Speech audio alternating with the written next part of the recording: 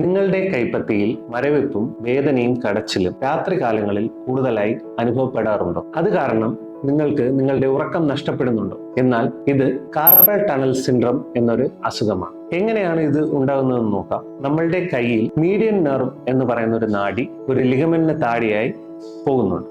ഈ ലിഗമെന്റ് കട്ടിയാവുന്നത് മൂലം നാഡി കംപ്രസ് ആവുകയും കയ്യിലെ ആദ്യത്തെ 3 വിരൽ, തള്ളവിരല്, ചൂണ്ടുവിരല്, നടുവിരല്, ഈ 3 വിരലിലേക്ക് നമ്മൾക്ക് മരവിപ്പ് അനുഭവപ്പെടും. ഇത് കൂടുതലായും രാത്രികാലങ്ങളിലാണ് അനുഭവപ്പെടുന്നത്. കൂടുതലായും കണ്ടുവരുന്നത് ഷുഗർ കൺട്രോൾ ഇല്ലാത്ത ആളുകളിലും അതുപോലെ തൈറോയിഡ് പ്രോബ്ലംസ് ഉള്ള ആളുകളിലുമാണ്. ഇത് കണ്ടുപിടിക്കുന്നതിനായി നമുക്ക് ഷുഗറിന്റെ ടെസ്റ്റ്, തൈറോയിഡിന്റെ ടെസ്റ്റ്, ESR, അതുപോലെ ചിലപ്പോൾ നെർവ് കണ്ടക്ഷൻ സ്റ്റഡി, ഇതെല്ലാം ചെയ്യേണ്ടത് ആവശ്യകത ഉണ്ട്. നമ്മളുടെ റിലീവ് പെയിൻ ക്ലിനിക്കിൽ ഇത് എങ്ങനെയാണ് മാനേജ് ചെയ്യുന്നത് എന്ന് വെച്ചാൽ മീഡിയൻ നെർവ് ഹൈഡ്രോ ഡിസെക്ഷൻ ആണ് അൾട്രാസൗണ്ട് ഗൈഡഡ് ആയിട്ട് നമ്മൾ ചെയ്യുന്നത്.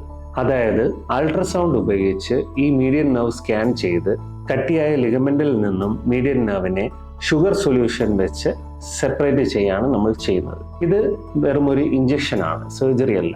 ഈ ഇഞ്ചക്ഷൻ ചെയ്ത് പാടെ തന്നെ പേഷ്യന്റിന് ഈ പറയുന്ന മരവിപ്പും കടച്ചിലും വേദനയും എല്ലാം ഉടൻ തന്നെ കുറയുന്നതാണ്.